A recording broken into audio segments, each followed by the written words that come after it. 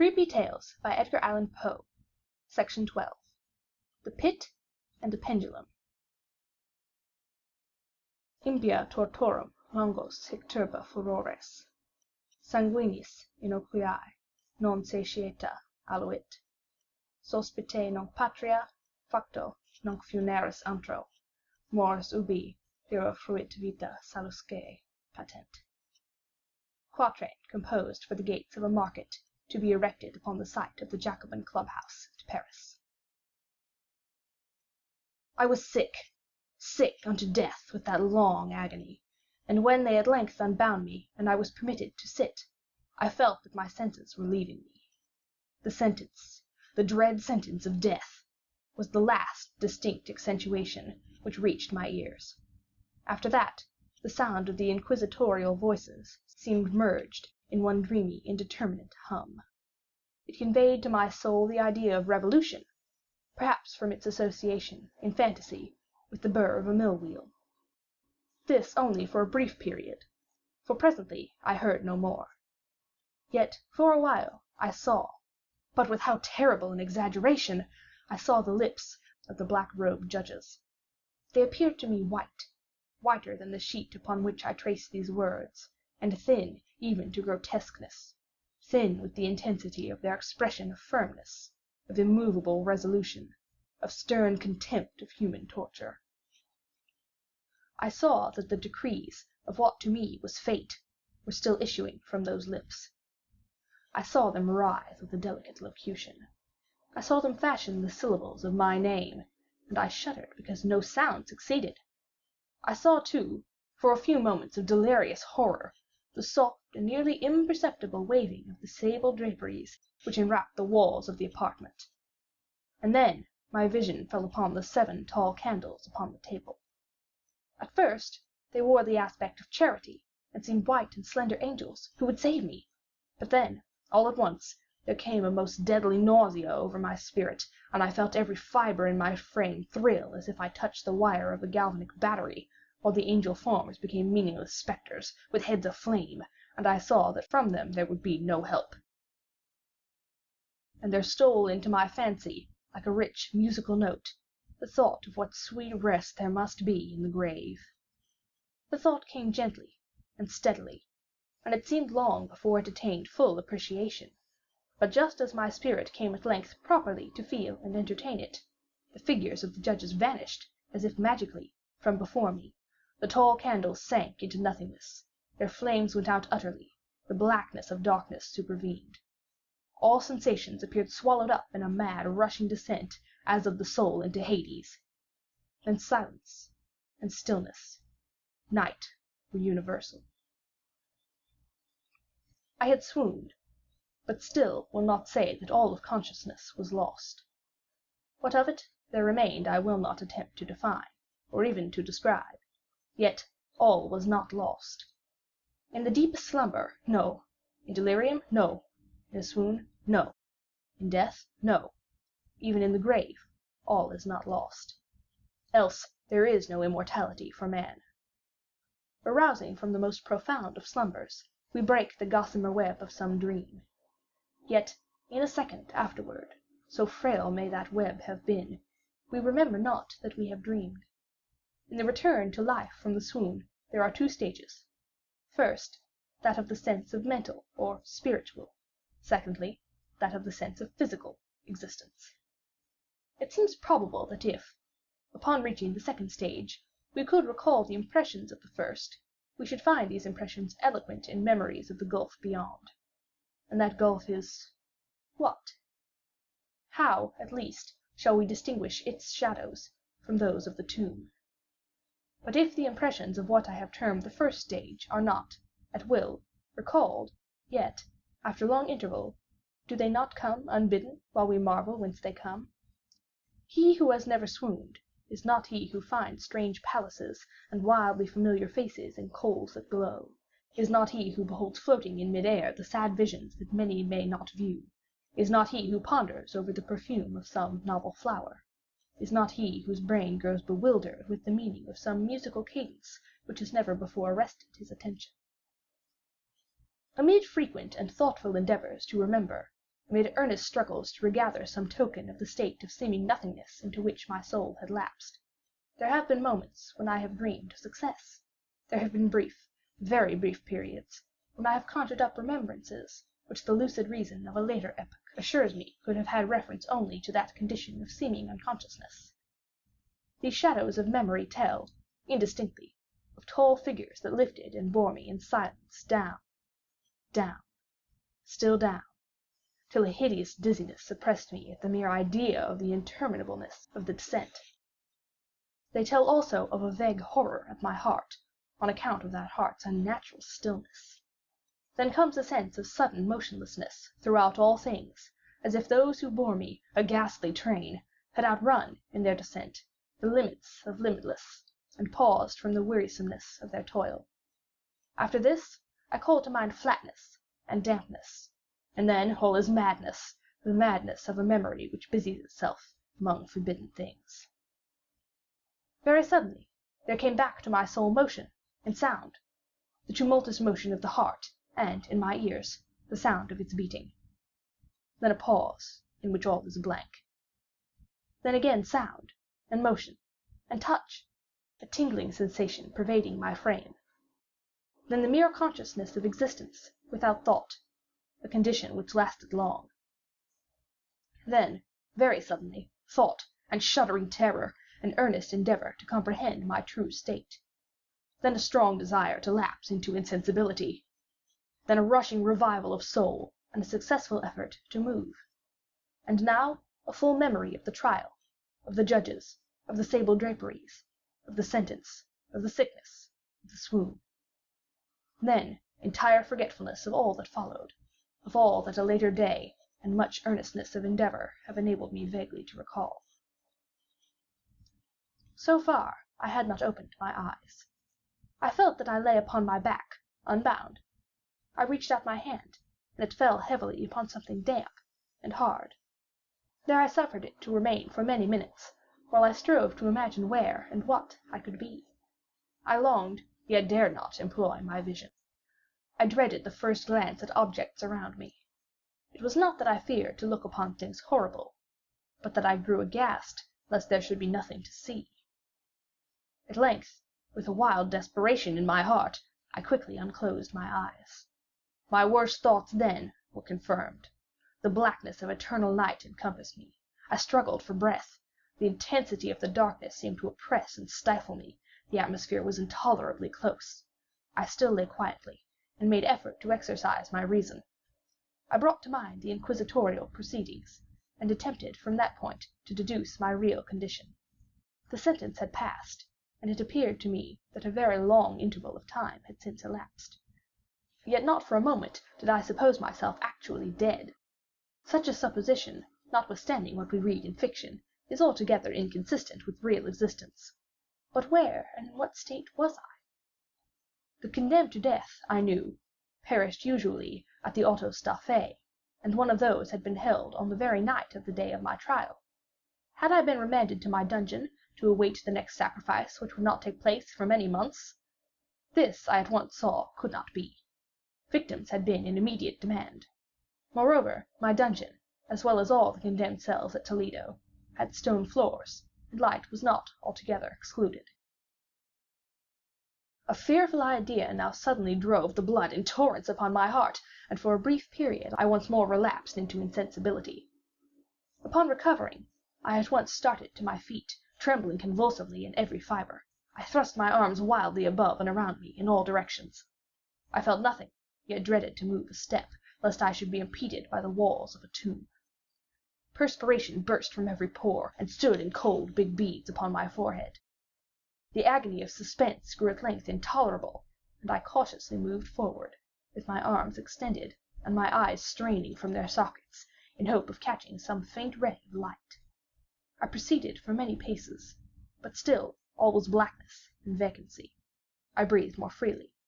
It seemed evident that mine was not, at least, the most hideous of fates. And now, as I still continued to step cautiously onward, there came thronging upon my recollection 1,000 vague rumors of the horrors of Toledo. Of the dungeons there had been strange things narrated, fables, I had always deemed them. But yet strange, and too ghastly to repeat save in a whisper. Was I left to perish of starvation in this subterranean world of darkness, or what fate, perhaps even more fearful, awaited me? That the result would be death, and a death of more than customary bitterness, I knew too well the characters of my judges to doubt. The mode and the hour were all that occupied or distracted me. My outstretched hands at length encountered some solid obstruction. It was a wall, seemingly of stone masonry, very smooth, slimy, and cold. I followed it up, stepping with all the careful distrust with which certain antique narratives had inspired me. This process, however, afforded me no means of ascertaining the dimensions of my dungeon, as I might make its circuit and return to the point whence I had set out, without being aware of the fact, so perfectly uniform seemed the wall. I therefore sought the knife which had been in my pocket when led into the inquisitorial chamber, but it was gone. My clothes had been exchanged for a wrapper of coarse serge. I had thought of forcing the blade in some minute crevice of the masonry, so as to identify my point of departure. The difficulty, nevertheless, was but trivial, although, in the disorder of my fancy, it seemed at first insuperable. I tore a part of the hem from the robe, and placed the fragment at full length and at right angles with the wall. In groping my way around the prison, I could not fail to encounter this rag upon completing the circuit. So, at least, I thought, but I had not counted upon the extent of the dungeon, or upon my own weakness. The ground was moist and slippery. I staggered onward for some time, when I stumbled and fell. My excessive fatigue induced me to remain prostrate, and sleep soon overtook me as I lay. Upon awakening, and stretching forth an arm, I found beside me a loaf and a pitcher with water.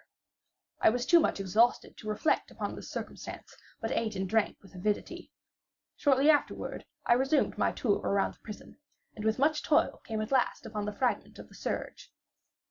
Up to the period when I fell, I had counted 52 paces, and upon resuming my walk, I had counted 48 more, when I arrived at the rag. There were in all, then, 100 paces, and admitting 2 paces to the yard, I presumed the dungeon to be 50 yards in circuit. I had met, however, with many angles in the walls, and thus I could form no guess at the shape of the vault, for vault I could not help supposing it to be. I had little object, certainly no hope, in these researches, but a vague curiosity prompted me to continue them. Quitting the wall, I resolved to cross the area of the enclosure. At first, I proceeded with extreme caution, for the floor, although seemingly of solid material, was treacherous with slime.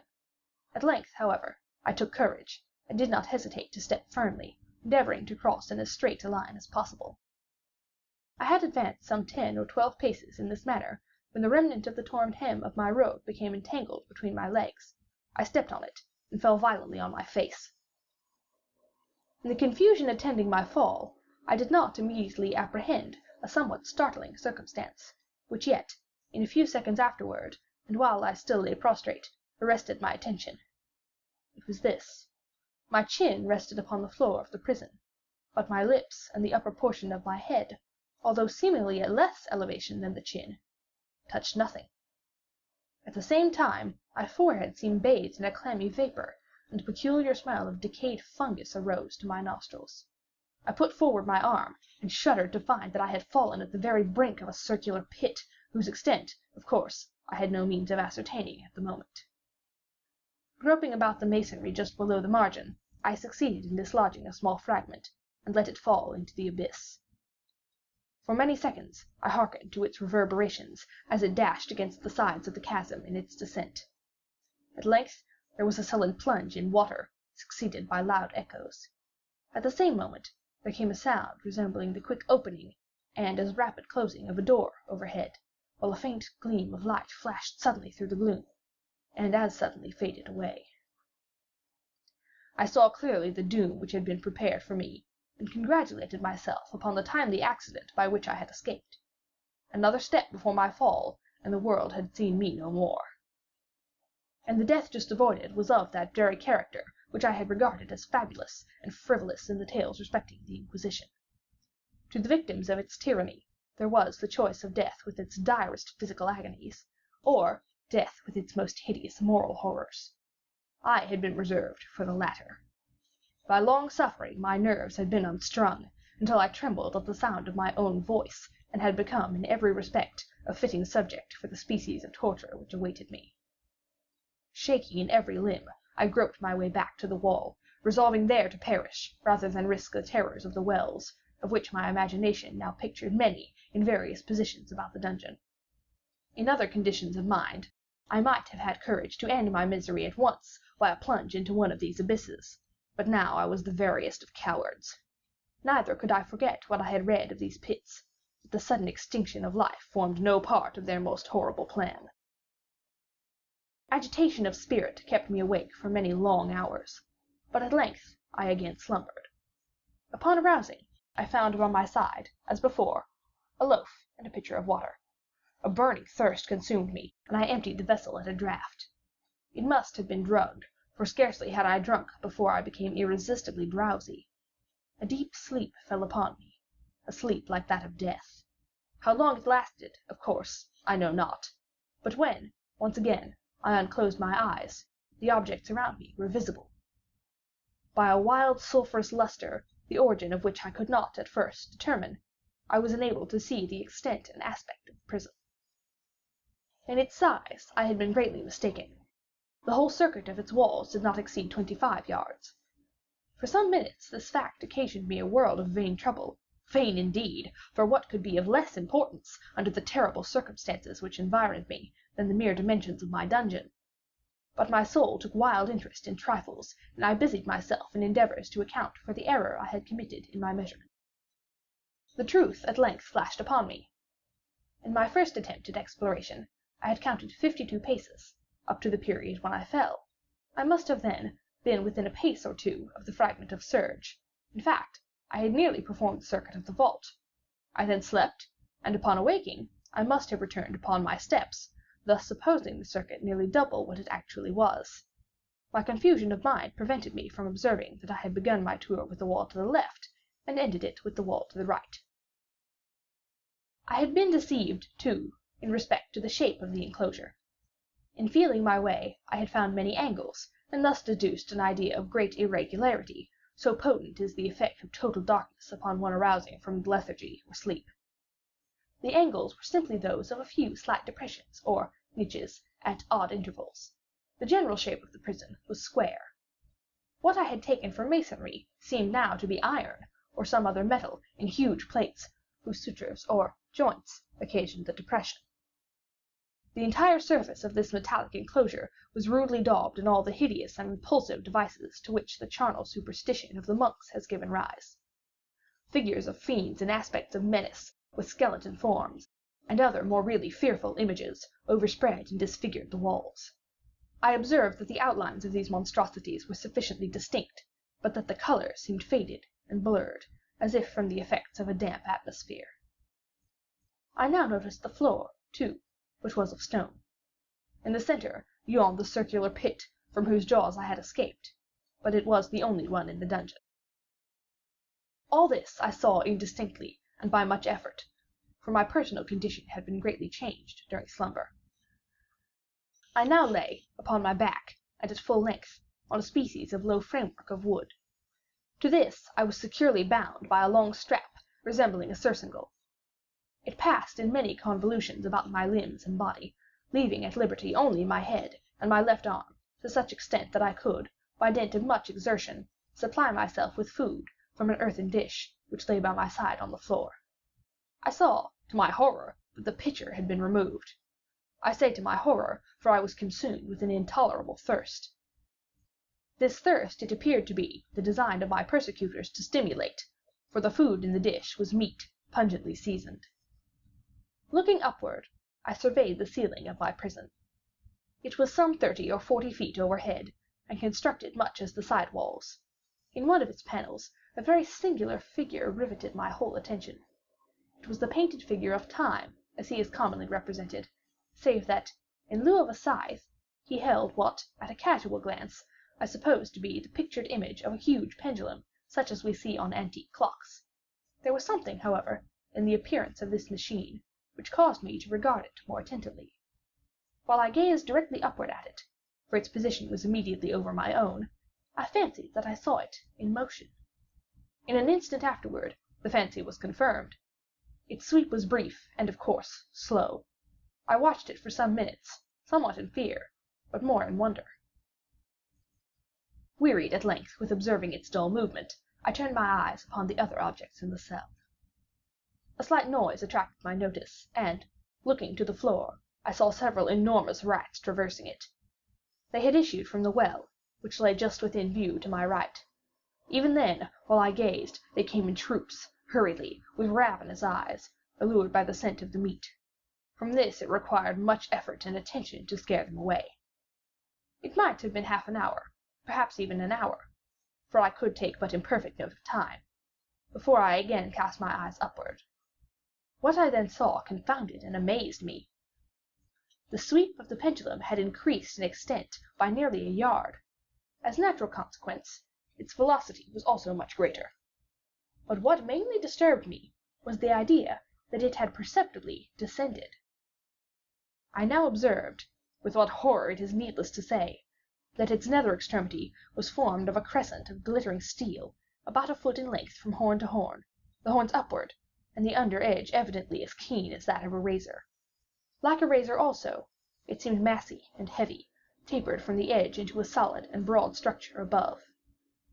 It was appended to a weighty rod of brass, and the whole hissed as it swung through the air. I could no longer doubt the doom prepared for me by monkish ingenuity and torture. My cognizance of the pit had become known to the inquisitorial agents. The pit whose horrors had been destined for so bold a recusant as myself. The pit, typical of hell, and regarded by rumor as the ultima thule of all their punishments. The plunge into this pit I had avoided by the merest of accidents. I knew that surprise, or entrapment into torture, formed an important portion of all the grotesquerie of these dungeon deaths.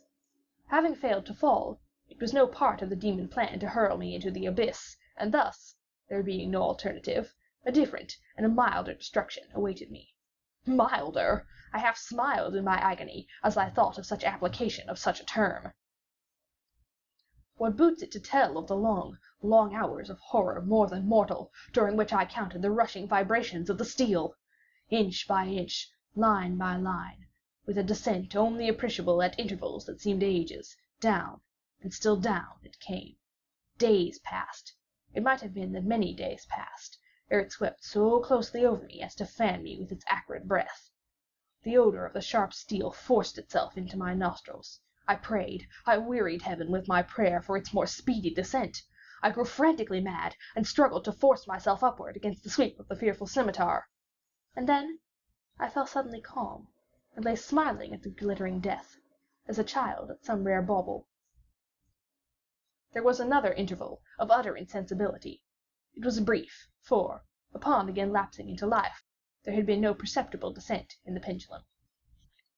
But it might have been long, for I know there were demons who took note of my swoon, and who could have arrested the vibration at pleasure. Upon my recovery, too, I felt very, inexpressibly sick and weak, as if through long inanition. Even amid the agonies of that period, the human nature craved food. With painful effort, I outstretched my left arm as far as my bonds permitted, and took possession of the small remnant which had been spared me by the rats. As I put a portion of it within my lips, there rushed to my mind a half-formed thought of joy, of hope. Yet what business had I with hope? It was, as I say, a half-formed thought. Man has many such, which are never completed. I felt that it was of joy, of hope, but felt also that it had perished in its formation. In vain I struggled to perfect, to regain it. Long suffering had nearly annihilated all my ordinary powers of mind. I was an imbecile, an idiot. The vibration of the pendulum was at right angles to my length. I saw that the crescent was designed to cross the region of the heart. It would fray the serge of my robe. It would return and repeat its operations again and again. Notwithstanding terrifically wide sweeps, some 30 feet or more, and the hissing vigor of its descent, sufficient to sunder the very walls of iron, still the fraying of my robe would be all that, for several minutes, it would accomplish. And at this thought I paused. I dared not go further than this reflection. I dwelt upon it with a pertinacity of attention, as if, in so dwelling, I could arrest here the descent of the steel. I forced myself to ponder upon the sound of the crescent as it should pass across the garment, upon a peculiar thrilling sensation which the friction of cloth produces on the nerves. I pondered upon all this frivolity until my teeth were on edge. Down, steadily down it crept. I took a frenzied pleasure in contrasting its downward with its lateral velocity. To the right, to the left, far and wide, with the shriek of a damned spirit. To my heart was the stealthy pace of the tiger. I alternately laughed and howled as one or the other idea grew predominant. Down, certainly, relentlessly down. It vibrated within 3 inches of my bosom. I struggled violently, furiously, to free my left arm. This was free only from the elbow to the hand. I could reach the latter, from the platter beside me to my mouth, with great effort, but no further. Could I have broken the fastenings above the elbow, I would have seized and attempted to arrest the pendulum. I might as well have attempted to arrest an avalanche. Down, still unceasingly, still inevitably down. I gasped and struggled at each vibration. I shrank convulsively at its every sweep. My eyes followed its outward or upward whirls with the eagerness of the most unmeaning despair. They closed themselves spasmodically at the descent. Although death would have been a relief, oh, how unspeakable! Still I quivered in every nerve to think how slight a sinking of the machinery would precipitate that keen, glistening axe upon my bosom. It was hope that prompted the nerve to quiver, the frame to shrink. It was hope, the hope that triumphs on the rack, that whispers to the death-condemned even in the dungeons of the Inquisition. I saw that some 10 or 12 vibrations would bring the steel in actual contact with my robe, and with this observation there suddenly came over my spirit all the keen, collected calmness of despair. For the first time during many hours, or perhaps days, I thought. It now occurred to me that the bandage, or surcingle, which enveloped me, was unique. I was tied by no separate cord. The first stroke of the razor-like crescent athwart any portion of the band would so detach it that it might be unwound from my person by means of my left hand. But how fearful in that case the proximity of the steel, the result of the slightest struggle, how deadly!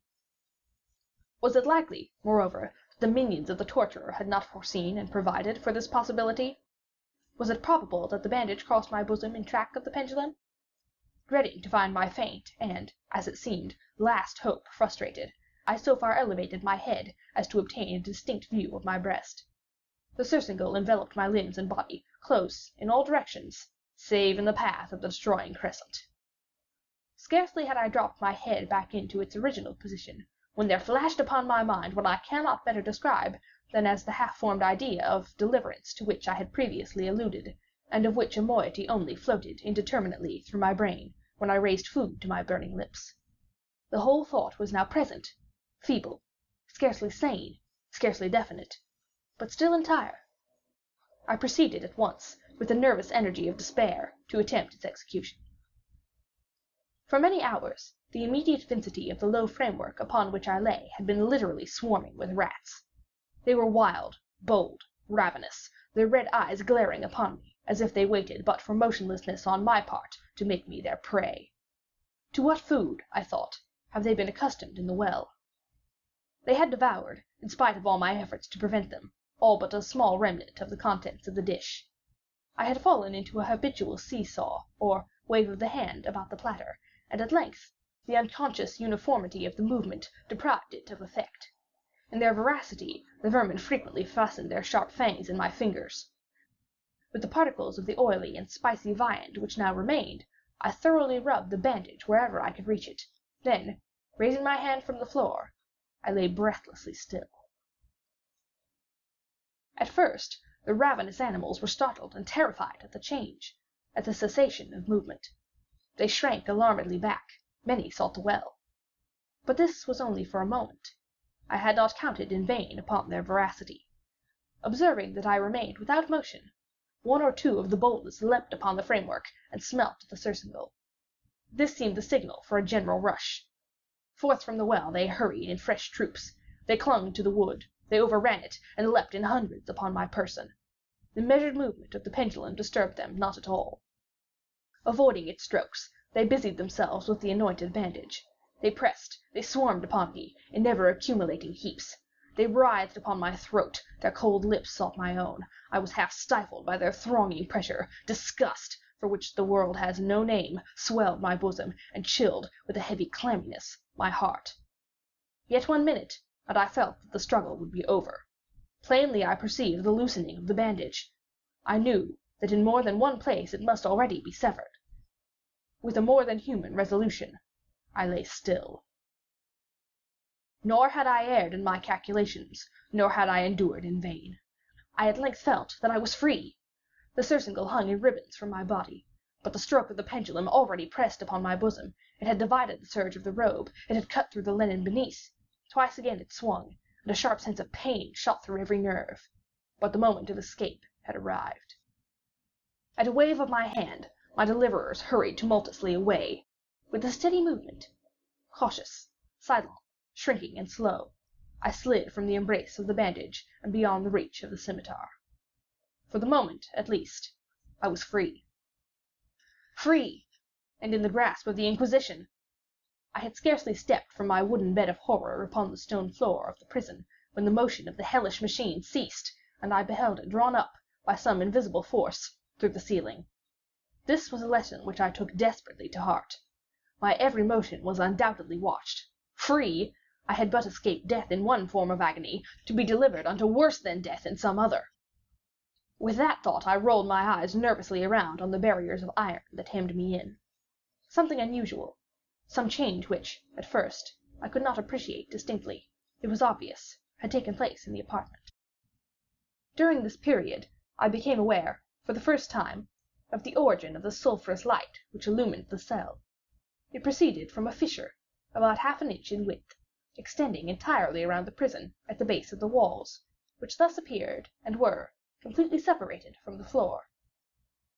I endeavored, but of course in vain, to look through the aperture. As I arose from the attempt, the mystery of the alteration in the chamber broke at once upon my understanding. I have observed that, although the outlines of the figures upon the walls were sufficiently distinct, yet the colors seemed blurred and indefinite. These colors had now assumed, and were momentarily assuming, a startling and most brilliant intensity that gave to the spectral and fiendish portraitures an aspect that might have thrilled even firmer nerves than my own. Demon eyes, of a wild and ghastly vivacity, glared upon me in 1,000 directions, where none had been visible before, and gleamed with the lurid luster of a fire that I could not force my imagination to regard as unreal. Unreal! Even while I breathed, there came to my nostrils the breath of the vapor of heated iron! A suffocating odor pervaded the prison. A deeper glow settled each moment in the eyes that glared at my agonies. A richer tint of crimson diffused itself over the pictured horrors of blood. I panted, I gasped for breath. There could be no doubt of the design of my tormentors. Oh, most unrelenting, oh, most demoniac of men! I shrank from the glowing metal to the center of the cell. Amid the thought of the fiery destruction that impended, the idea of the coolness of the well came over my soul like balm. I rushed to its deadly brink. I threw my straining vision below. The glare from the enkindled roof illumined its inmost recesses. Yet, for a wild moment, did my spirit refuse to comprehend the meaning of what I saw. At length it wrested its way into my soul. It burned itself in upon my shuddering reason. Oh, for a voice to speak! Oh, horror! Oh, any horror but this! With a shriek I rushed from the margin, and buried my face in my hands, weeping bitterly. The heat rapidly increased, and once again I looked up, shuddering as if with a fit of the ague. There had been a second change in the cell, and now the change was obviously in the form. As before, it was in vain that I, at first, endeavored to appreciate or understand what was taking place. But not long was I left in doubt. The inquisitorial vengeance had been hurried by my twofold escape, and there would be no more dallying with the King of Terrors. The room had been square. I saw that 2 of its iron angles were now acute, 2, consequently, obtuse. The fearful difference quickly increased with a low rumbling or moaning sound. In an instant, the apartment had shifted from its form into that of a lozenge. But the alteration stopped not here. I neither hoped nor desired it to stop. I could have clasped the red walls to my bosom as a garment of eternal peace. Death, I said, any death but that of the pit. Fool! Might I have not known that into the pit it was the object of the burning iron to urge me? Could I resist its glow? Or, if even that, could I withstand its pressure? And now, flatter and flatter grew the lozenge, with a rapidity that left me no time for contemplation. Its center, and, of course, its greatest width, came just over the yawning gulf. I shrank back, but the closing walls pressed me resistlessly onward. At length for my seared and writhing body there was no longer an inch of foothold on the firm floor of the prison. I struggled no more, but the agony of my soul found vent in one long, loud, and final scream of despair. I felt that I tottered upon the brink. I averted my eyes. There was a discordant hum of human voices. There was a loud blast, as of many trumpets. There was a harsh grating, as of 1,000 thunders. The fiery walls rushed back. An outstretched arm caught my own as I fell, fainting, into the abyss. It was that of General Lasalle. The French army had entered Toledo. The Inquisition was in the hands of its enemies. End of The Pit and the Pendulum.